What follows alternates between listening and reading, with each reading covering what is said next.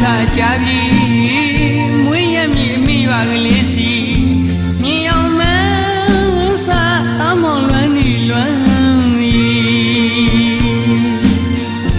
ဟိုအဝေးမှသည်မိုးကုတ်စဝိုင်းမုံကြီးပြားတလီညွရောက်တန်းခန်းတော်ကလေးစီမှန်းစားမျိုးကြီးစိတ်ညူညူအယောင်အသွေးနဲ့ထုံးပြူယူဖျားစေဒီအပြာရောင်မိုးသာအောင်မစေကြီးချေပကြီးကတစ်ချက်ပမာရှင်သက်ရှူမောပြောမဆုံးအောင်လှသည်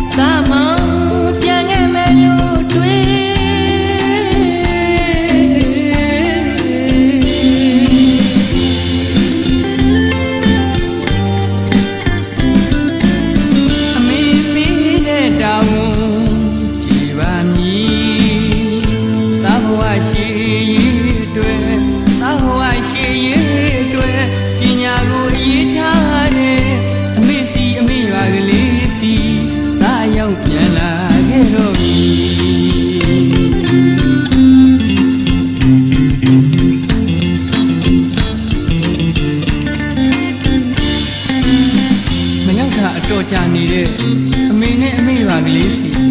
မြင်အောင်မှန်းစားလို့တောင်းမောင်လွမ်းမိတဲ့အမေအိုးအဝေးစီမှမိုးကုတ်စဝိုင်းရှိတဲ့ကြာရောင်မိုးသားအောက်မှာခန်းတော်လေးရှိတဲ့အမေပါကလေးစီကို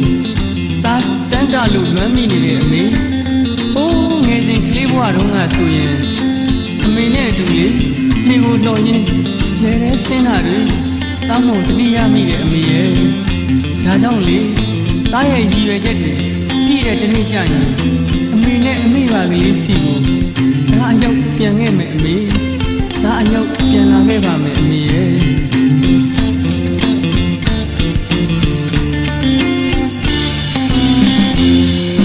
ဒီအချိန်ဆိုတို့ရွာကချောင်းကလေးအတွင်မှာလေကလေးစီလို့ပြောနေရရော့မြည်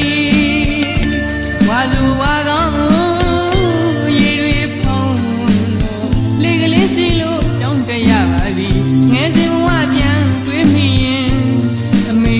နဲ့တူဒီကိုလော်ရင်လဲတဲ့စင်နာတရိယာမိသေးသည်အမေပေးတဲ့တာဝန်ဒီပါမည်သာဘဝရှိရေးအတွက်သာဘဝရှိရေးအတွက်ပညာကိုအရေးထားတဲ့အမေစီအမေပါကလေးစီသာအယောင်ပြန်လာ